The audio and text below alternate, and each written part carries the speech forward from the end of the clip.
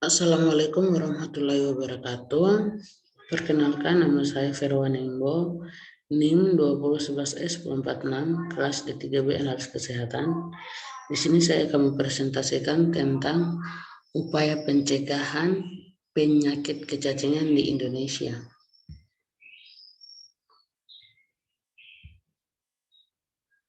Pengertian kecacingan adalah infeksi cacing usus yang sering disebabkan oleh cacing gelang, Ascaris lumbricoides, cacing cambuk, Trichuris trichiura, dan cacing tambang Necator americanus dan Ankylostoma duodenale. Lebih 1,5 miliar manusia di dunia mengalami kecacingan dan banyak ditemukan di kawasan tropis dan subtropis, di mana kejadian tertinggi di Tiongkok, Amerika Latin, Sub-Sahara, Afrika, dan Asia Tenggara, salah satunya Indonesia. Kecacingan merupakan salah satu penyakit yang ditularkan melalui tanah dengan dampak mengganggu perkembangan fisik, kecerdasan, mental, prestasi, dan menurunkan ketahanan tubuh. Menurut hasil survei yang dilakukan oleh Depkes RI tahun 2008 pada siswa sekolah dasar di beberapa daerah terpilih, prevalensi kecacingan tercatat sebanyak 24,1%. Kecacingan ditemukan hampir terjadi di semua belahan dunia, terutama di negara-negara yang beriklim tropis. Menurut Bank Data Global WHO tahun 2006 bahwa kejadian penyakit kecacingan di dunia masih tinggi, yaitu 1 miliar orang terinfeksi cacing Ascaris lumbricoides, 795 juta orang terinfeksi cacing Trichuris trichiura, dan 740 orang terinfeksi cacing Omicron. Lanjutan, infeksi kecacingan tertinggi terjadi di Afrika, Amerika, Cina, dan Asia Timur, dengan prevalensi kecacingan tertinggi pada anak usia sekolah dasar, yaitu 75%. Indonesia sebagai negara yang memiliki iklim tropis, kecacingan masih menjadi masalah kesehatan masyarakat dengan prevalensi kecacingan yang masih sangat tinggi, terutama pada golongan penduduk yang kurang mampu, mempunyai risiko tinggi terjangkit penyakit soil transmitted ailments. Kejadian kecacingan di Indonesia kurang lebih antara 45% sampai 65%. Bahkan di wilayah-wilayah tertentu yang sanitasinya buruk, prevalensinya bisa mencapai 80%.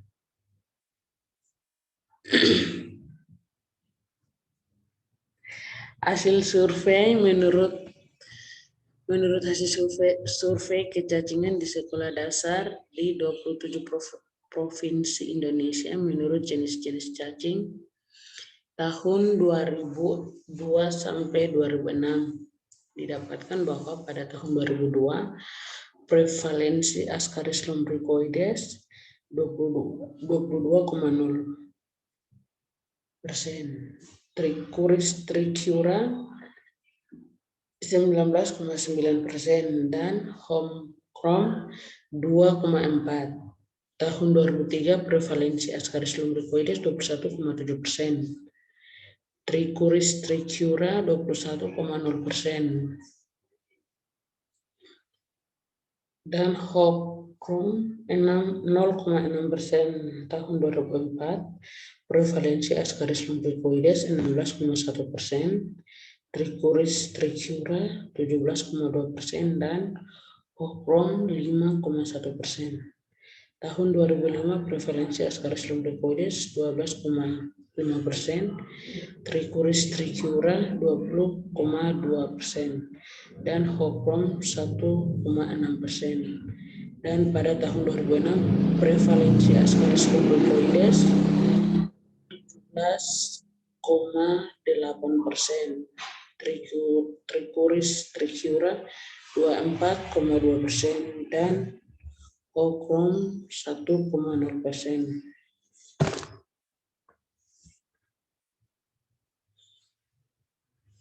Hasil survei, menurut hasil survei kecacingan dilakukan oleh Depkes RI tahun 2008 pada anak sekolah dasar di beberapa daerah terpilih. Prevalensi kecacingan tercatat sebanyak 24,1%. Sedangkan distribusi kecacingan menurut jenis cacing pada anak sekolah dasar di beberapa kabupaten terpilih di 27 provinsi, infeksi cacing Ascaris lumbricoides sebesar 13,9%, Trichuris trichiura 14,5%, dan Hoplon 3,6%.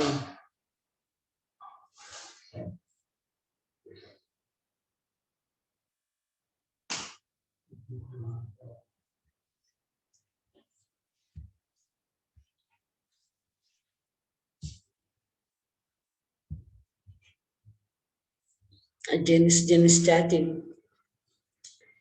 Cacing tambang dalam bentuk larva dan dewasa dapat hidup dalam usus halus manusia dan dapat menyerang binatang peliharaan, termasuk kucing dan anjing. Umumnya infeksi cacing tambang terjadi karena bersentuhan dengan tanah di lingkungan hangat dan lembab yang di dalamnya terdapat telur atau cacing tambang.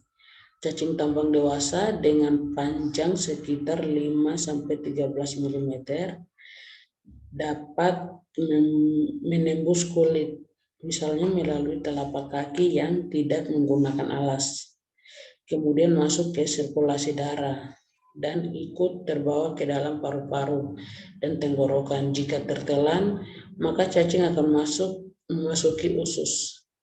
Infeksi cacing tambang masih umum terjadi di daerah iklim tropis dan lembab dengan sanitasi lingkungan yang buruk, termasuk di Indonesia. Lanjutan, cacing kremi. Cacing kremi berwarna putih dan halus dengan panjang sekitar 5-13 mm. Infeksi cacing kremi paling banyak dialami oleh anak-anak usia sekolah. Infeksi cacing kremi umumnya disebabkan oleh menelan telur cacing kremi yang sangat kecil secara tidak sengaja. Telur cacing ini sangat mudah menyebar, bisa melalui makanan, minuman, atau jari yang terkontaminasi. Telur cacing kemudian masuk ke dalam usus dan berkembang menjadi cacing dewasa dalam beberapa minggu. Jika telur cacing mencapai anus dan digaruk, maka telur cacing dapat berpindah ke jari, lalu menyentuh permukaan benda atau orang lain. Cacing gelang.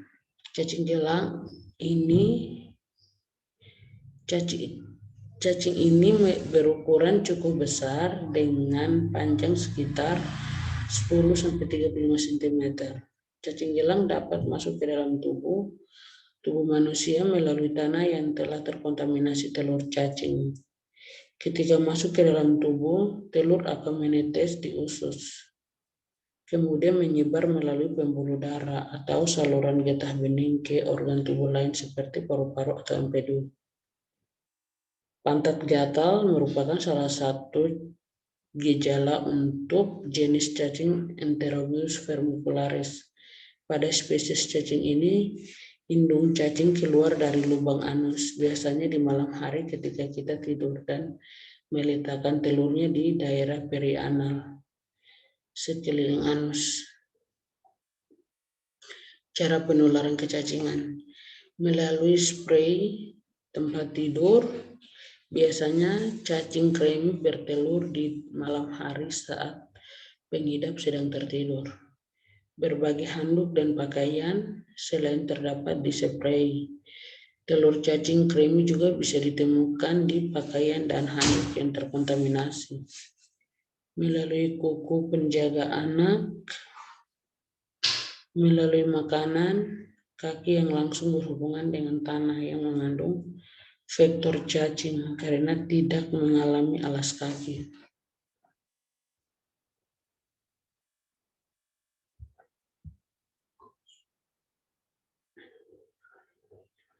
Faktor yang berhubungan dengan kecacingan pada anak, kebiasaan mencuci tangan, kebiasaan memakai alas kaki, kebersihan kuku, kebiasaan bermain di tanah, kepemilikan jamban, lantai rumah.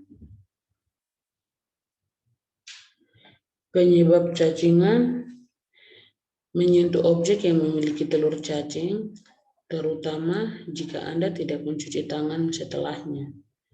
Menyentuh tanah, mengkonsumsi makanan atau cairan yang mengandung telur cacing. Berjalan tanpa menggunakan alas kaki di atas tanah yang mengandung cacing. Makan makanan mentah atau kurang matang yang mengandung cacing. Gejala cacing, menemukan cacing dalam feses atau saat buang air besar, memiliki ruam kemerahan, gatal dan berbentuk seperti cacing pada kulit, mengalami diare atau sakit perut selama lebih dari 2 minggu. Terkadang juga terdapat keluhan konstipasi atau sembelit perut yang terlihat bengkak atau mengalami perut kembung. Mengalami penurunan berat badan tanpa alasan yang jelas. Gatal hebat pada area anus, terutama pada malam hari. Reaksi pada kulit seperti ruam biduran dan reaksi alergi lainnya pada kulit.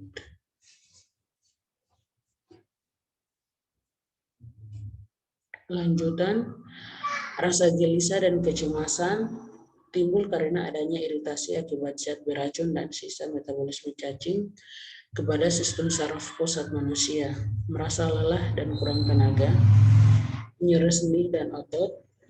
Pada anak dapat timbul gejala tumbuh kembang yang terhambat dan malnutrisi, kaki gajah, dan beberapa gejala lainnya. Diagnosa cacingan, pengumpulan informasi dari penderita dan pemeriksaan fisik akan dilakukan untuk menentukan diagnosis cacingan. Selanjutnya akan dilakukan tindakan untuk menemukan sampel cacing, misalnya cacing dewasa atau telur cacing. Hal ini akan membantu proses penentuan diagnosis. Seringkali sampel feses diperlukan untuk memeriksa adanya telur cacing.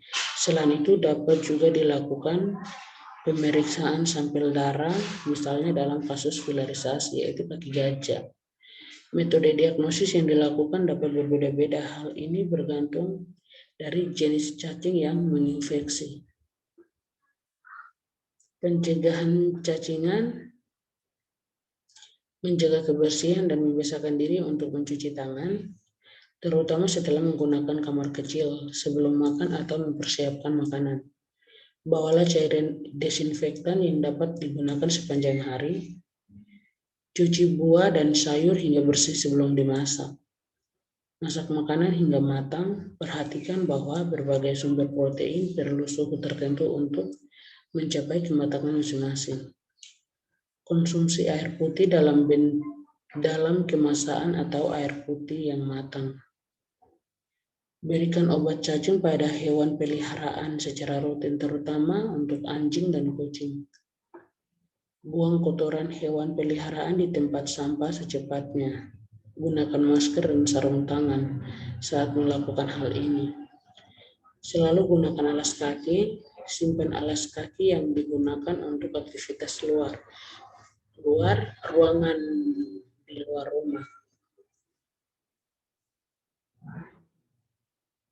Pengobatan yang dilakukan pada penderita cacingan umumnya dilakukan dengan mengkonsumsi obat cacing yang diminum selama 1 hingga 3 hari. Penghuni rumah yang sama dengan penderita cacingan bisa saja memerlukan konsumsi obat cacing juga. Obat cacing mebendazole, albendazole, pirantel pamuat, prasibuantal. Terima kasih.